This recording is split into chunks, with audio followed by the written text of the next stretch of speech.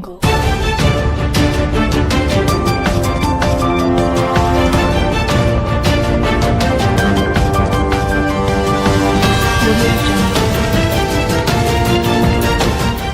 SNS 공유 및 댓글 SNS 클릭 수 0 페이스북 트위터 카카오 스토리 SNS 공유 더보기 구글 플러스 큐.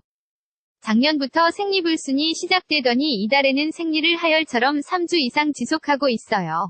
산부인과에 가서 검사를 받았더니 별다른 문제는 없으나 하열이 계속되면 자궁적출을 고려해야 한다고 하네요.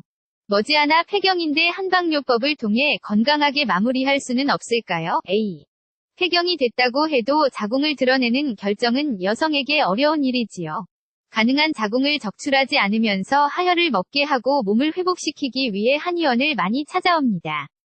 개원 초기에 50대 초반의 한 여성이 내원에 한 달 넘게 지속된 혈로 인해 극심한 피로와 어지럼증, 무기력증을 호소한 적이 있습니다.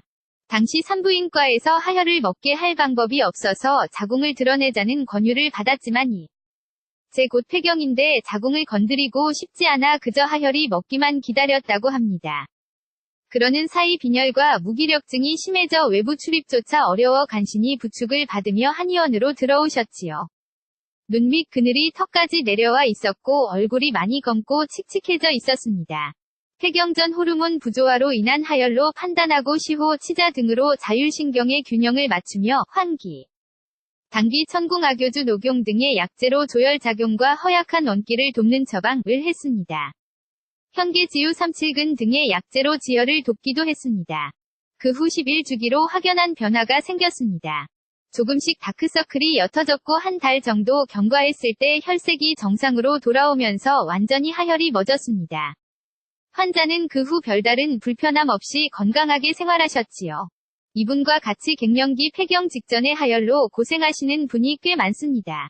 갱년기가 되면 호르몬의 균형이 깨져서 자궁내막의 기능이 약해지고 직의 재생이 늦어져 생리가 불규칙해지거나 출혈이 생기기도 합니다. 소량의 출혈이 지속적으로 계속되는 경우가 있고 감당할 수 없을 만큼 출혈을 많이 하는 경우도 있습니다. 대량 출혈이 지속되면 빈혈, 만성피로, 안면 홍조, 무기력, 우울, 집중력 저하 등이 올 수 있지요. 이로 인해 일상생활이 불가능해지기도 합니다. 갱년기 하혈의 70에서 80% 정도는 기능성 출혈입니다. 그렇지만 하혈이 지속되면 가장 먼저 산부인과 진료를 받아 자궁내마감이나 근종, 폴립의 유무를 확인할 필요가 있습니다. 구조적으로 아무런 문제가 없을 경우에는 기능성 출혈로 보고 한의원에서 치료를 받으면 빠른 치료가 가능합니다. 한의학에서 하혈의 원인을 주로 신어비어 혈혈, 어혈로 나눕니다. 갱년기의 부정출혈은 대부분 허증에 속해 신음허, 비기허가 주원인이 됩니다. 하혈을 치료할 땐 신음허에 대한 보약이 기본으로 처방됩니다. 이 약은 하혈을 잡으면서 갱년기 보약으로서의 역할을 하기 때문에 더욱 건강한 폐경을 유도하게 됩니다. 서초자인 한의원 원장 태그